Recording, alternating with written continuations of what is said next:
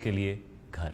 मैं doctor Jitendra Singh Shunty, Padma Shri awardee, president Shaheed Bhagat Singh सेवा दल।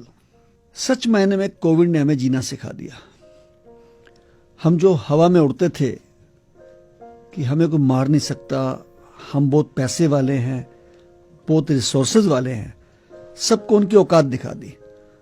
वक्त फिल्म का एक गीत का मुझे अंतरा याद आता है, आदमी को चाहिए वक्त से डर के रहे, कौन जाने किस घड़ी वक्त का बदले मिजाज। और ऐसा मिजाज बदला कि करोड़पति भी घर बैठ गए और एक साइकिल वाले भी घर बैठ गए। एक सन्नाटा हो गया और हमें विश्वास करना पड़ा उन बातों पे जो हमारे ग्रंथों में लिखा था।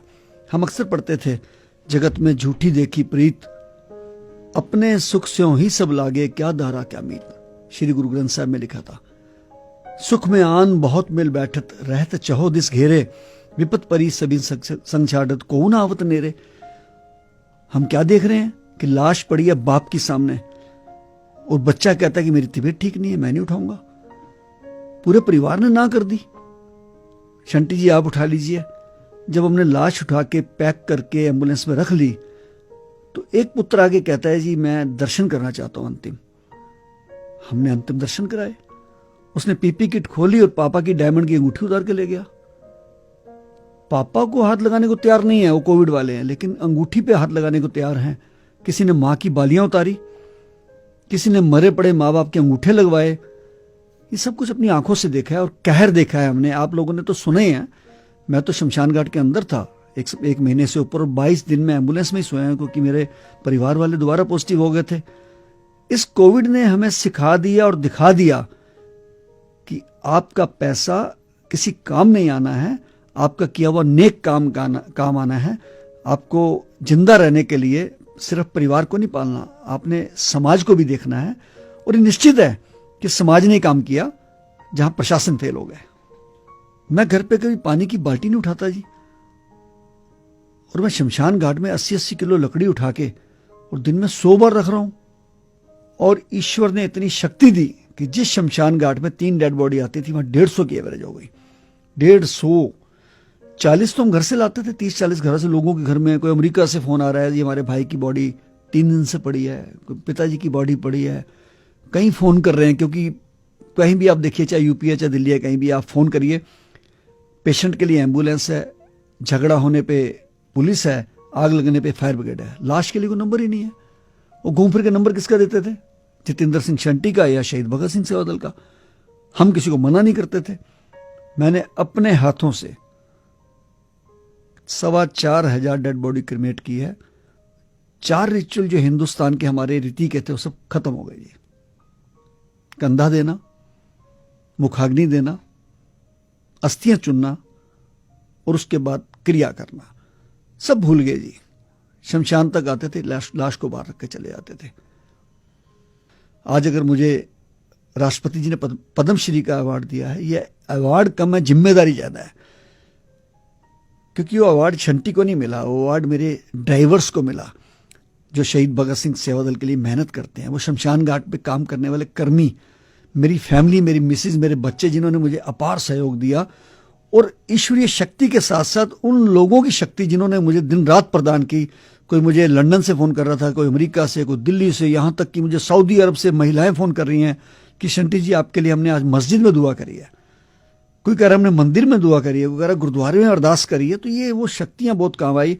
इवन दिन मैं शमशान घाट में काम कर रहा था, मुझे उपराष्ट्रपति जी का फोन आया, वेंकैया नायडू जी का, कि शंटी जी हम आपको टीवी पे देख रहे हैं, सारा देश आपके साथ खड़ा है, आप डट के सेवा करिए। उससे हमारे अंदर और शक्ति आ गई। अक्षय कुमार जी ने मुझे फोन किया, शंटी जी मैं ਤੁਹਾਡੀ की सेवा कर सकना वा, और उन्होंने 2 हमें एडवांस एम्बुलेंस भेज दी। टेक महिंद्रा के मालिक आनंद महिंद्रा जी का फोन आया, एक एम्बुलेंस उन्होंने भेज दी। ये चीजें ईश्वरीय शक्ति से हुई हैं। ये जो हुआ है शंटी ने नहीं किया है। और मैंने तो जो कहर देखा है आपने सुना भी नहीं होगा, मतलब, क्योंकि ये कई चीजें सेंसर्ड होती हैं। दुनिया का जिंदगी में मैंने अपने लाइफ में अगर कोई सबसे बड़ा कहर देखा है तो इस पैंडेमिक में देखा है। मैं चश्मा लगा के रखता था बहुत बड़ा सा, क्योंकि ताकि आंखों में धूल ना जाए, धुआं ना जाए। पीपी किट, जुराबें, हाथों पर दस्ताने, लेकिन कुछ चीजों ने हिला के रख दिया जी।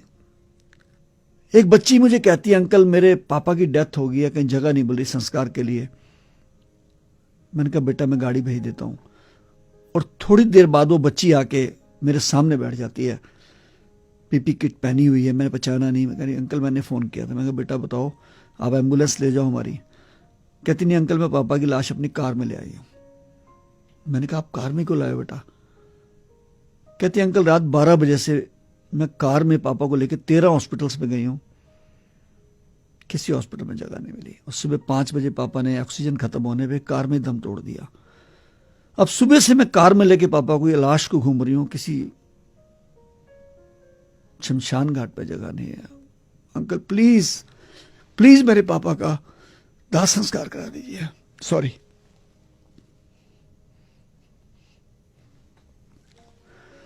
वो चीजें जिंदगी में भूल नहीं सकते जी। किस प्रकार एक मां 75 साल की मेरे पास बैठती है आके, और मैं कहता हूं मां मुझे लगता है आपको मैंने पहले भी देखा है कहीं। तो कहने लगी मैं 15 दिन पहले भी आई थी बेटा, मेरे हस्बैंड की डेथ हुई थी, आज मैं दोबारा विधवा हो गई हूं। मैंने कहा माँ जी आप कैसी बात कर रहे हैं? कहने लगी बेटा मेरे 15 दिन पहले पति की डेथ हुई थी, 31 साल का जवान बेटा था। मैंने कहा ये मेरा पति भी और बेटा भी मुझे पालेगा। आज वो भी चला गया। मैं समझता हूं कि हमें बहुत बड़ी नसीहत लेनी चाहिए इस चीज से।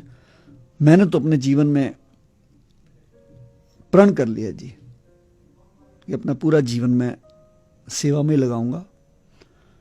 जान चली जाए, जाती चली जाए, सबकी गई है, हमारी भी जा सकती है। सब घरों में बैठे तो मरे हैं, लेकिन काम नहीं छोड़ूंगा, सेवा नहीं छोड़ूंगा। आज मेरे पास 30 डेड बॉडी वाली गाड़ियां और एम्बुलेंसेज है। 24 घंटे मैं अपने सेवा में लगाता हूं। रात को भी फोन उठाता हूं, किसी का भी काम हो मेरे पीछे नहीं हटता। लावारिस बॉडियां 4-5 रोज मिलती हैं पुलिस को, मुझे फोन आता है मैं उठाता हूं।